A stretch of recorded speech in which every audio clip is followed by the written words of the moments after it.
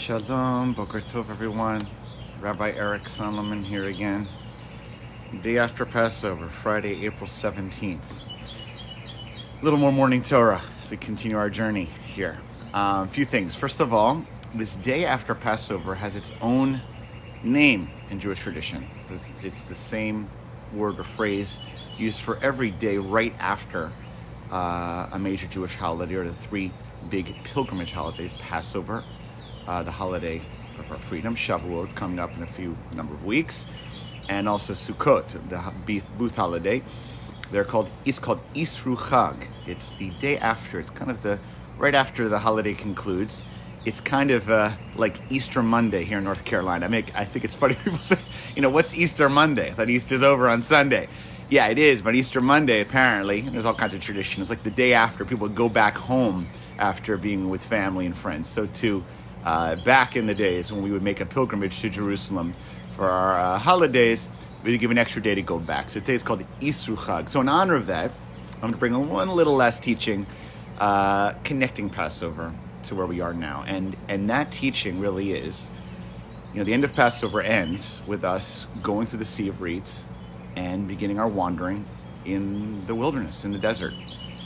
And we are traveling right now for 7 weeks towards the giving of the Torah, which happens also, of course, in the wilderness and in the desert. So right now, spiritually, historically, the rabbis have placed us in the period of the wandering.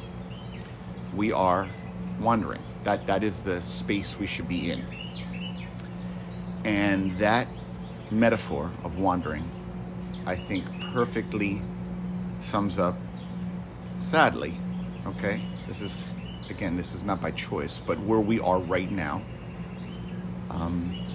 in this dynamic with COVID-19. The dynamic now, particularly with yesterday's announcements about the possibility of phased return to life in certain parts of the country over time, made by governors, etc. I'm sure you've heard.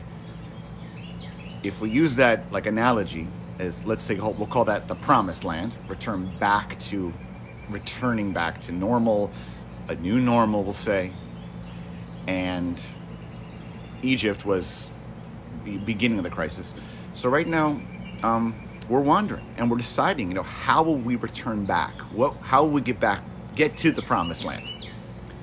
And the teaching that the Torah teaches us, and I think is quite profound, is our wandering took 40 years. And the question offered us is, if you look at the map, the amount of time walking from Egypt or the Sea of Reeds up to Israel is, even biblical Israel, it shouldn't have taken 40 years. So why the wandering? Why do we have to go all over? Why take that long? And I think, again, this is very profound in this moment, because many of us, maybe all of us, want to quickly get to the promised land. We all want to get in. We just want to get back to our routine for legitimate reasons, of course. Issues of life-saving, the economics of it, which is not to be at all diminished. People's livelihoods, ability to live, the spiritual, mental distress here, the social isolation, to get to that promised land of getting back. No one wants it more than any of us. I can't imagine, it's hard to imagine anyone who doesn't want to get to that promised land. But we're wondering, is it time to enter the promised land? How will we enter the promised land?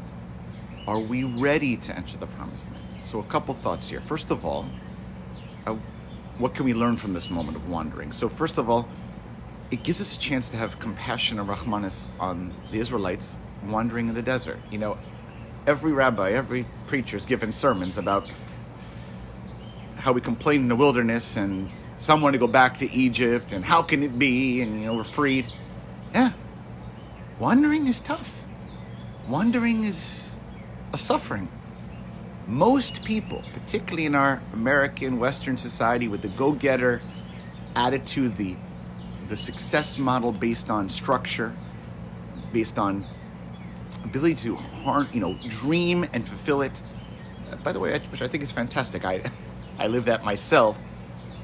Very difficult to wander, to be forced to not know, to have a lack of predictability day to day, to question what the next step will be. Some of us want to jump into the promised land, but it may be unsafe. So too the promised land, land of Israel, there were people there. There was a lot of concern. We're going to go in. We're going to have to fight a war. We have to battle. It's going to be dangerous. So God is, part of the wandering was saying, are we ready? Are we ready to go in? Even when the wandering for us was a suffering. That's number one. So give us compassion that wandering is hard. But wandering is also about preparedness. Are we ready? Second thing I want to say about wandering, especially in the desert, is wandering gets us in touch with, or ideally, I think can teach us the value of surrender. Surrender. The attitude, and even of the Torah, where human beings are seen as the pinnacle of creation, and our ability to control, we identify the animals, we name them, we are the center of the story. You could argue God's at the real center of the story, but then God in relationship with human beings is the center of the story. But in the course of wandering, our people didn't know where food's going to come from. We had the manna. We didn't know what dangers were going to rise against us. There's so much that rises up out of our control. It puts us in a position of not only being humbled, but having to surrender and recognize the wandering and not try to fight the wandering. Now, again, don't get me wrong. I hope the wandering ends soon. I'm sure our people wanted the wandering not to last 40 years either.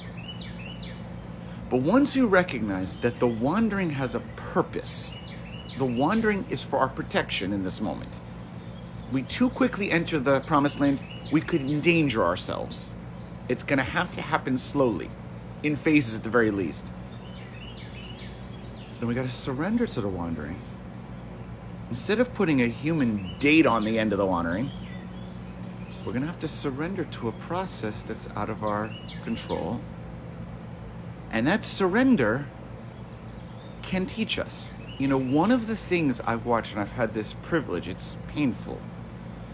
I've seen members of our community who, in a moment, get that diagnosis of a cancer diagnosis, or in a moment, get that phone call that a loved one's been in a car accident. Some of this has happened to me too. It's very hard to switch gears. There's the regular life as it's going, and now we're being forced to wander. The schedule, life, priorities, it's going to have to radically change. The question is, in a sense, how quickly can we surrender to the fact that, things have changed and life is not going to return as it did so quickly. It's not good. I'm not saying it's good. But once we accept that, then we begin to focus on how am I going to deal with and respond to this in the moment, in what is happening, in this wandering, as opposed to forcing a promised land or back to Egypt approach, which may not be in our best interests. It means accepting the wandering. It's about learning what we can through the wandering. That's the Kabbalists teach. Why do we wander so long? Because each and every spot had a holy spark of wisdom that we had to learn to get ready to enter the promised land. So what do we need to learn here? Clearly we've learned already how much community matters to us. Clearly we've learned here how much order, how much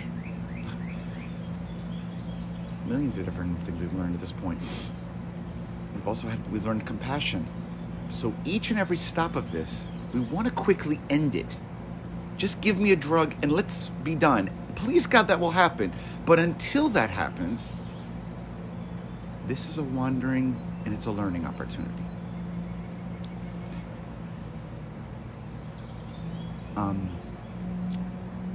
The last thing I want to say about wandering is, in addition to giving us compassion on those people in life in general who will go through wandering journeys, is that in addition that wandering is tough, wandering is hard, wandering is a struggle, wandering is something we shouldn't forget, is that when we eventually go into the promised land, one of the greatest things the Torah emphasizes over and over in Deuteronomy, not that there are no shortcuts, that you have to go through it. This is our wandering. But is, once we get there, don't forget the wandering.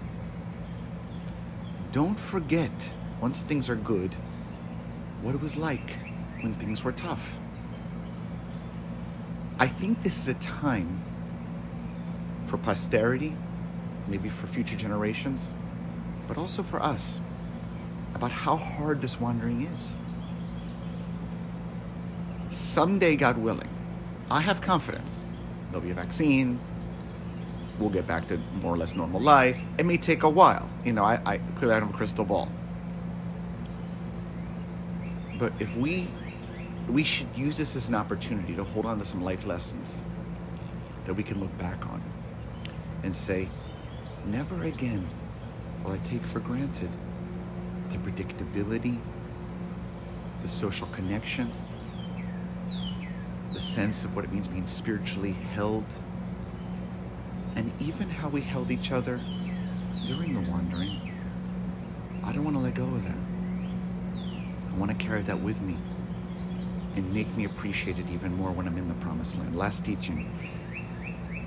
One of the greatest things that immigrants teach us, we had this past week, for those who were able to join us, we heard about an Iranian Jew who spoke, Persian Jew who lives in America now. And he cried so profoundly. And he said, one of the things he thinks all Americans, born Americans, should do is they should spend 1 month in a country outside of America that is in a totalitarian or dictatorship, just to appreciate America. And he began to cry. And by the way, this is not the first time it's happened. Another member of our congregation who grew up in Cuba did the same thing in our congregation a number of years ago. I'll never forget. It was so powerful. The only way we can appreciate the promised land is if we remember how hard the wandering was. So let us remember that the Torah made us, or that God made us wander. Perhaps to get in touch with surrender, to not rush too quickly, to have to be in this moment, to have to reorganize what's our priorities, but eventually make the promised land so that we can hold on to appreciation of the promised land and really have compassion on those who are still wandering. Someday, like our people, we'll make it to the promised land. But it's not going to happen fast. We're going to have to wander.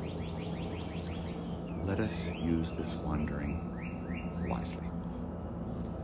Let's learn about, and let's not force it before we're ready. That's the Torah's lesson, why we had to wander. Boker Tov, Shabbat Shalom. Look forward to seeing you on Sunday. Yalla, bye.